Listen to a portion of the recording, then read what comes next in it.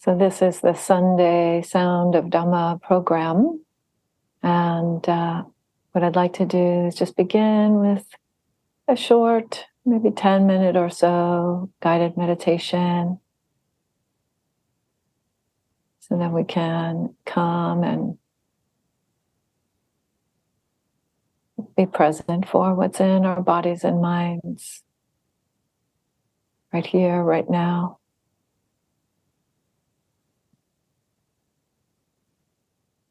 And I'll offer about half an hour or so of Dhamma talk, and then we'll have a bit of time for questions or reflections or anything you want to share.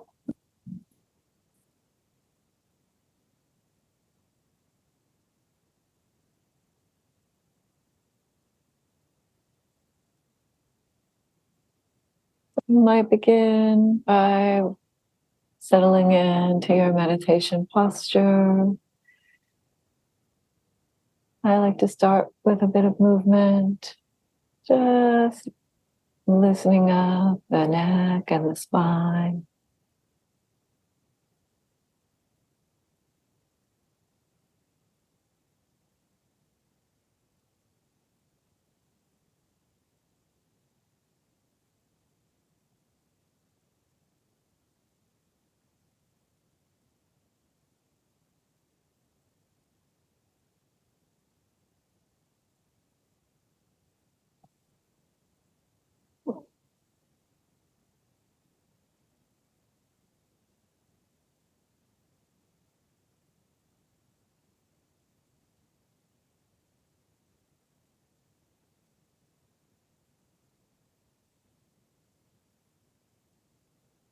Knowing that the bones are carrying the weight of the body. Perhaps the muscles can relax and widen and soften.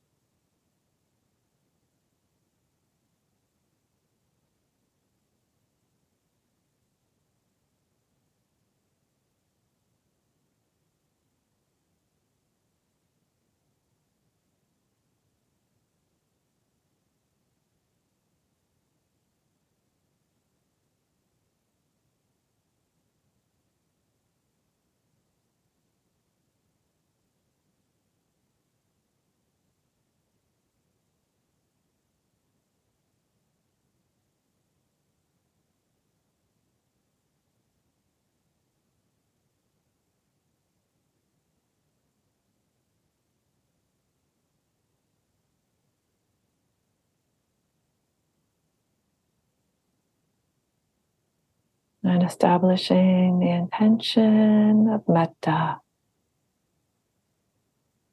May all beings be well.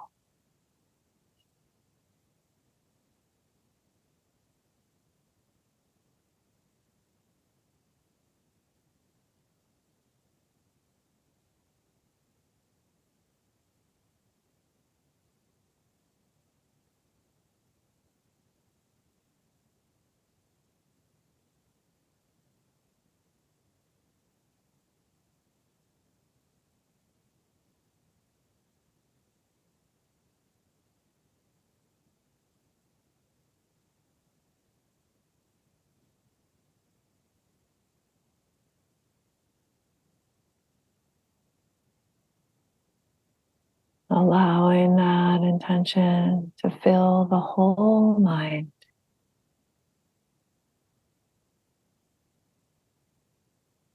May all beings be well.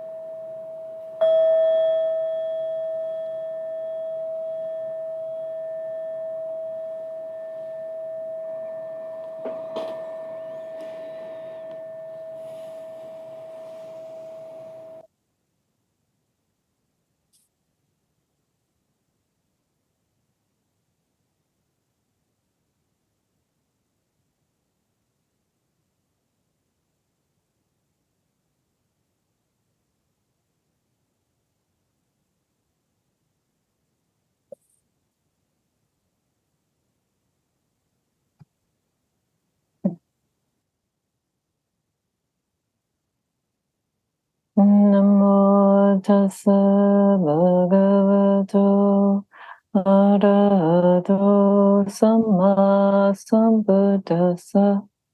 Namo tassa bhagavato arahato samma sambuddhassa.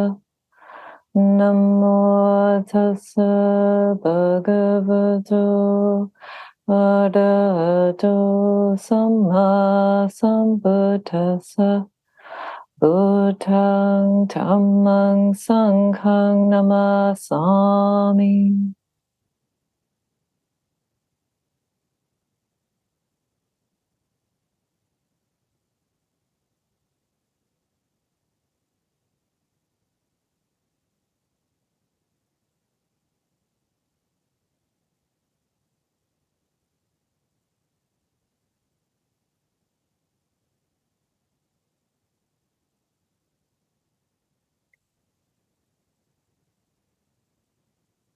So these days I'm living in London while I do my studies of Buddhist art history and Buddhist heritage. And one of the things that I notice being here in this place, being in a big city again, or the first time in a while, is the incredible breadth of human intention, the incredible force, the strength of human endeavor.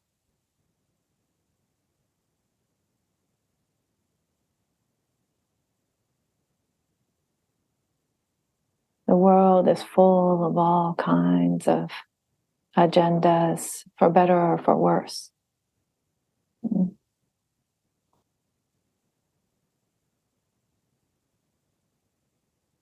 And for me, in some ways, it also brings to mind the difference that even one person can make.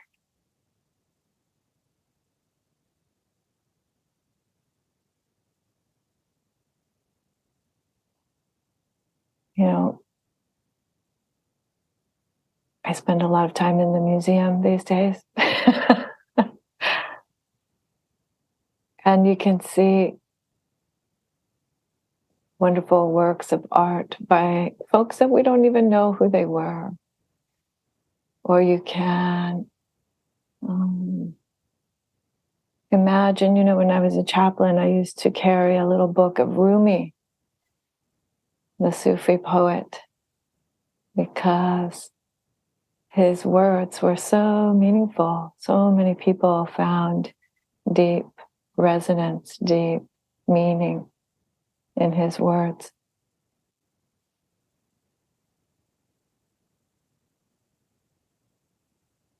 Recently, we had a lecture on Friday night, actually, by a gentleman who is part of the Dongwang Academy. They're a group of people who are caring for the cave temples in the western part of China.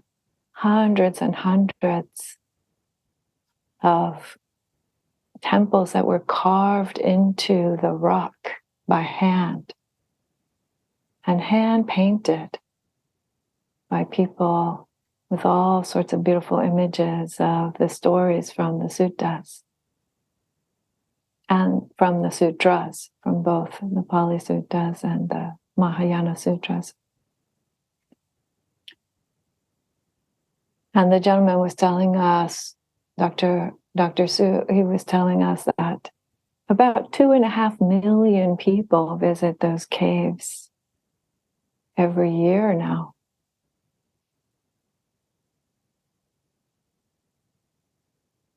More than 1,000 years after those paintings were created.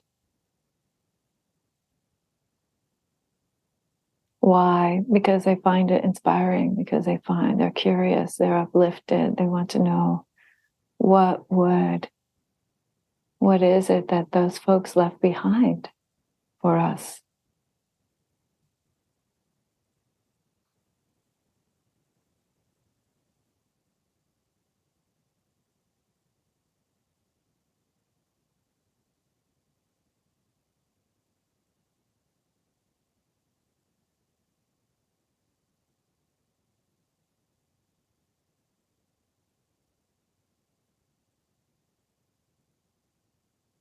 So the point is that what you do makes a difference. What you choose to do, the way that you act with intention makes a difference. That's one of the key teachings of the Dhamma. That intentional action does have an effect in the world. It has an effect on us and on the world that we live in.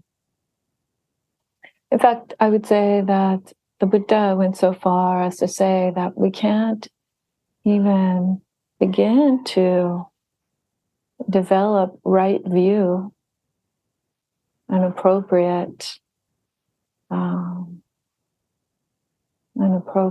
perspective on our experience and on the world without the basis, without that as a basis, without the fundamental understanding that what we do matters.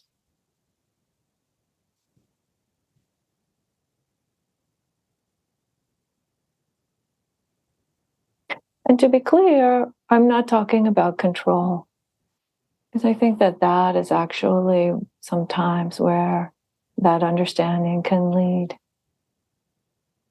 to an effort at control, which is inevitably delusion. We can have an impact, but we cannot have control most of the time.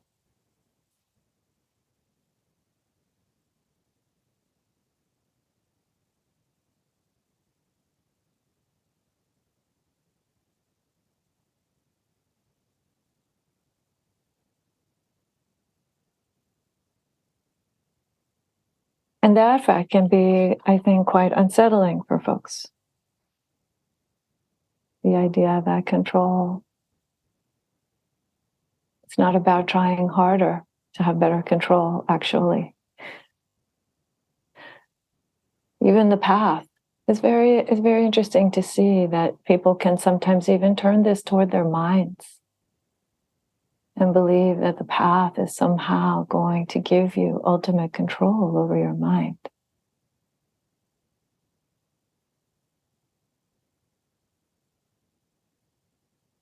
Mm-hmm.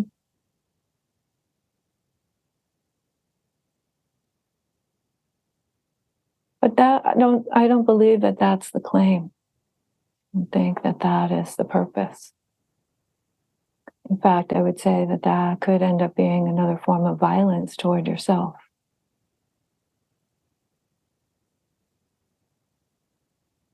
Mm.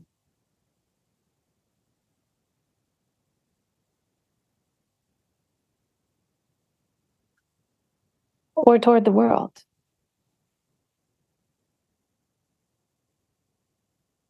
The effort to control. Recently there's been a lot of talk, at least in the United States, apparently, there's been a lot of talk about book banning. And this is something that's happened in, I would say, most parts of the world at various points in time. It's definitely a topic that's up for people. And there was a study published a couple of months ago that of more than 1,000 book bans that have occurred in the United States, more than 60% of them were initiated by just 11 people.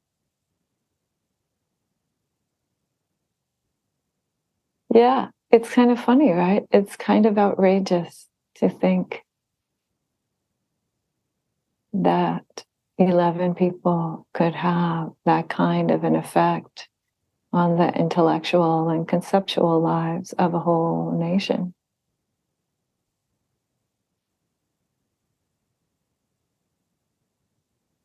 So what's the counterbalance to that? What's the appropriate response to that?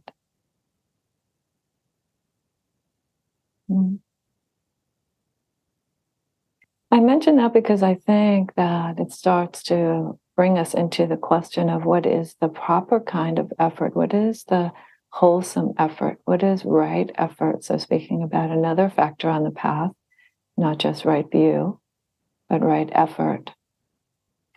Because there has also been, even within Buddhist circles, even within Dharma circles, there have been people teaching that there is no volition, there is no possibility for will or choice or intention. And I have to say, I think that's quite misguided. I don't think that you can put the Dhamma in the proper frame without understanding the role of intention. So I want to bring forth a sutta, as usual. I want to bring forth a sutta about this topic. And it's a sutta called the Atthakari Sutta. Atthakari Sutta is Anguttara Nikaya 6.38, so from chapter 6 of the numbered discourses, discourse number 38. And in the sutta, the Buddha is having a conversation with a Brahmin, with somebody from the religious and spiritual caste of India at that time. And I'll just have it here in front of me for a second. And the Brahmin comes and makes a statement to him. And he says, this is my understanding. Nati atakaro, nati parakaro. So the translation of that is, one doesn't act out of one's own intention or will, and neither does one act out of someone else's intention or will. So basically he's saying that that we don't have the possibility of choice or of enacting our own intentions. And this is a view most likely based on something like a kind of determinism, a belief that we are so completely conditioned that there's no way for us to make a choice.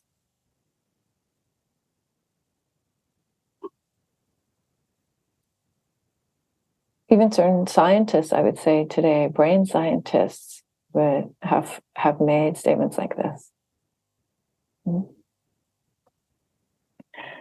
And it's one of the cases in which the Buddha has an immediate response. He doesn't wait to deliver the conclusion at all.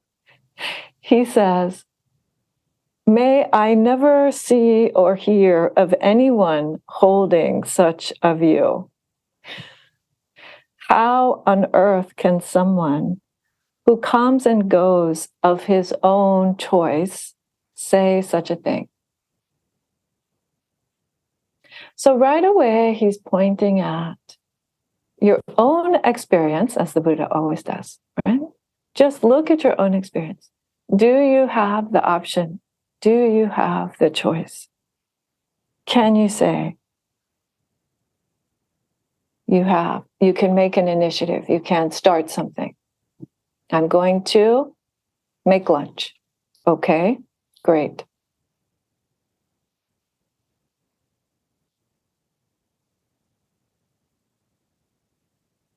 And you do it or you don't do it. So he goes on and he asks various questions related to this. Do we find beings who initiate activity? Well, yes, of course, we find that there are beings who initiate activity.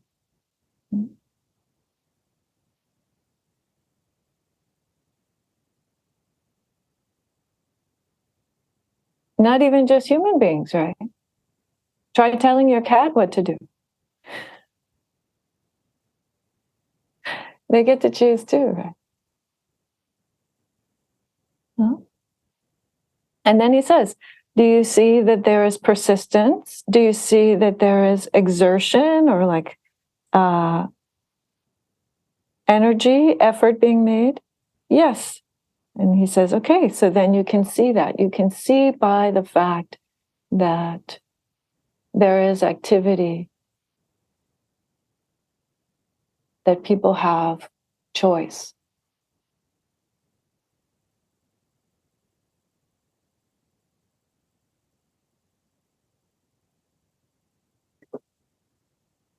Because all of your life is effort. All of your life is energy.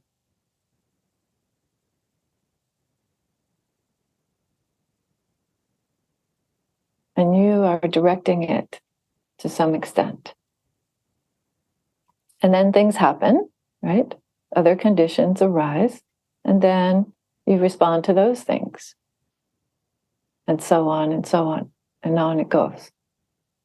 And so I want to suggest that this is a place where we can see the wisdom of the middle way. So the Buddha defined the middle way, the path of the middle way, in various ways, in about 3 different ways. But one of them is this question of existence or non-existence. And I'm going to explain in a second how this is related, but just to say, this definition of the middle way is the Buddha telling us, do not fall over to the side of affirming permanent existence or solidity of existence of things, and do not fall over to the side of non-existence, nihilism, the complete negation of the presence of things. But we're asked to hold this space, to abide in this space of understanding all things as being interdependent, as being in interrelationship. They are neither independent and solid and substantial, nor are they completely absent, but they are this process. And so our choices and our volition and our efforts are all happening within that. There is no question that that is true.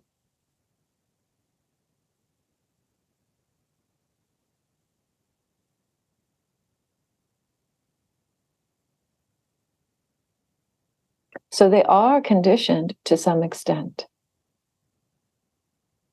But we do get to choose. And you can tell that we get to choose by the times when you choose something different than what you've done in the past.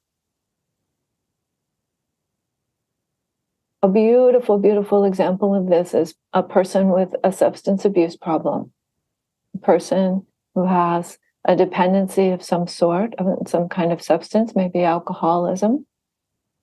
And then at some point they realize, oh my gosh, this is harmful. This is not the way that I want to live my life. And they choose something different. And they clean up their lives.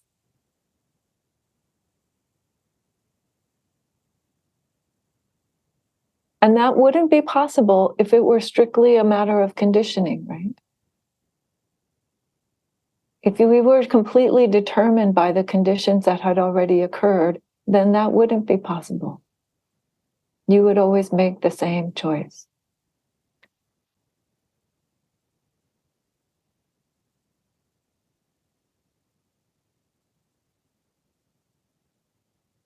So who chooses? Well, again, just as there is contact, or there is perception, or there is consciousness without a solid, permanent, independent existence, there is also choice without a solid or permanent existence, independent existence. There is choice within set of conditions.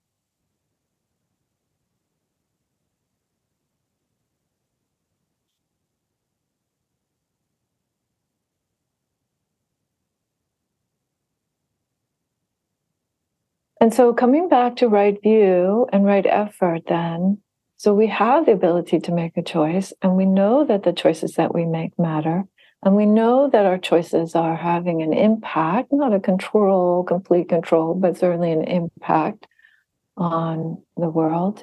And so then the question is, well, what's the skillful way forward, right? What is the path? How is it to be on the path? on the path of intention.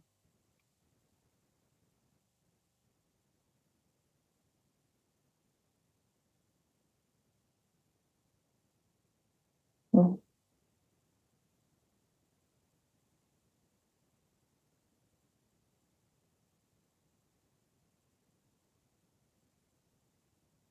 It calls to mind another sutta that I hadn't actually planned to talk about, but it calls to mind another sutta in which the Buddha is asked by this kind of demon being about what's the sweetest thing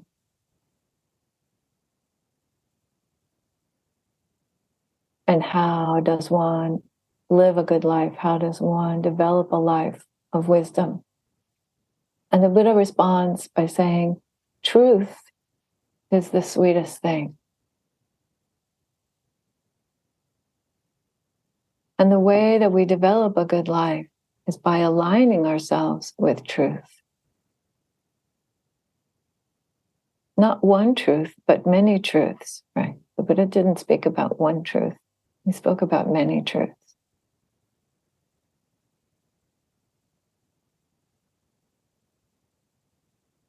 And so this is how we bring our effort into alignment with the path. This is how we bring skillful choices so that our choices are not reinforcing some delusion about control or some delusion about helplessness.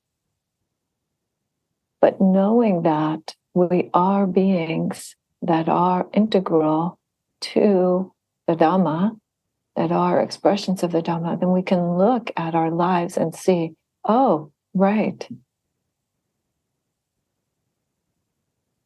The most important effort is to actually be real about what's going on here. The more that we do that, the more that we are clear about that, the more that we are precise about that, the more that we are courageous about that, the more wisdom opens up.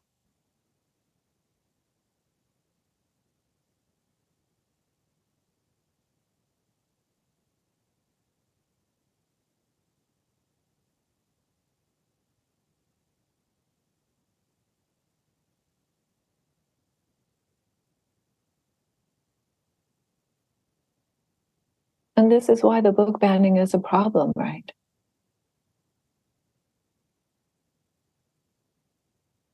Because finding out about truth doesn't happen because one person gets to say what truth is. That's not how it happens. Even the Buddha himself said, you don't have to believe me. It's much better, actually, if you find out for yourself. In fact, it's only possible if you find out for yourself.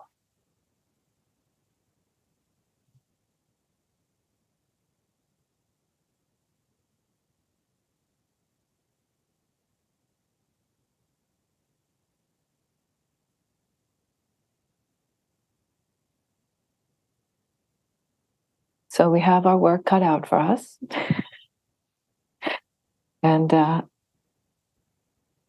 And that's okay because it's work that's possible. It's work that is right here.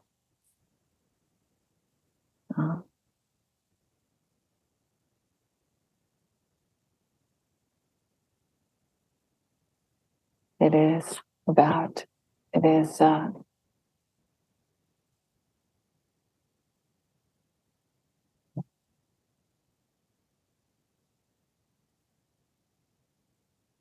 sometimes we use this phrase, getting out of your own way. Yeah.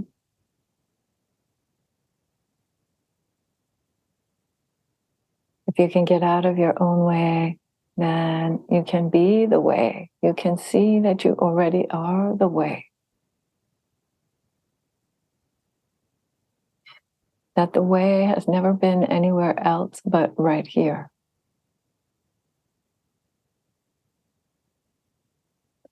So I want to close with a quote from my teacher, my root teacher, Seke Harada Roshi. And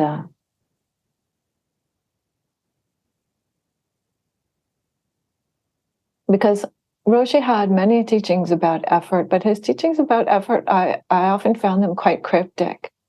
So like when talking about what to do in meditation, he would point at his zafu, at his cushion, and he would say, just warm the cushion. Just warm the cushion. Right? Talk about like letting go of thinking that you have control, right? And I think that was what that teaching was ultimately about. Or he would say, just be the thing itself. Ah, yes. Just be the thing itself. You are the way. You are the Dharma. Just be the thing itself.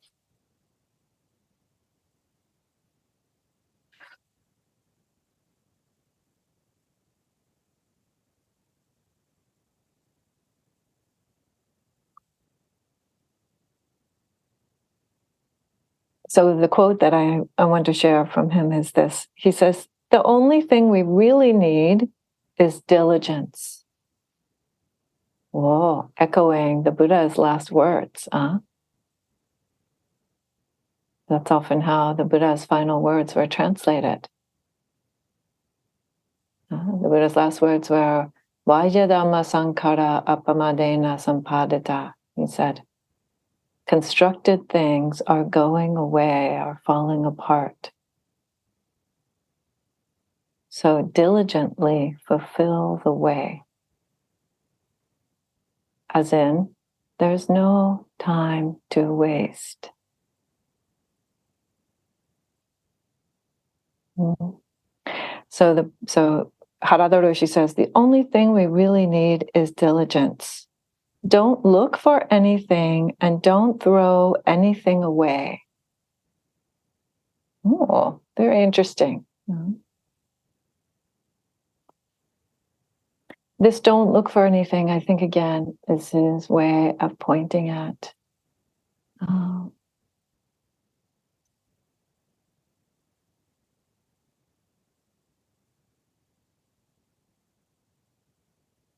seeing what's actually here rather than seeing what you're looking for.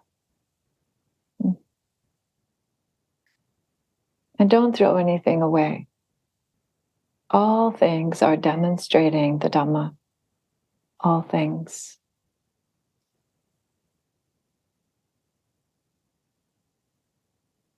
And he closes with this gentle encouragement. It is enough just to endeavor. Just to make effort. It is enough.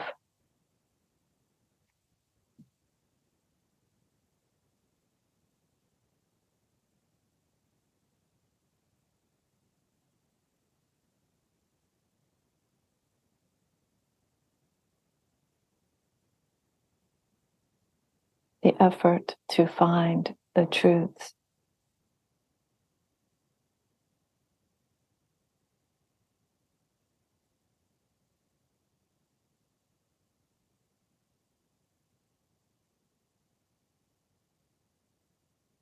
Thank you.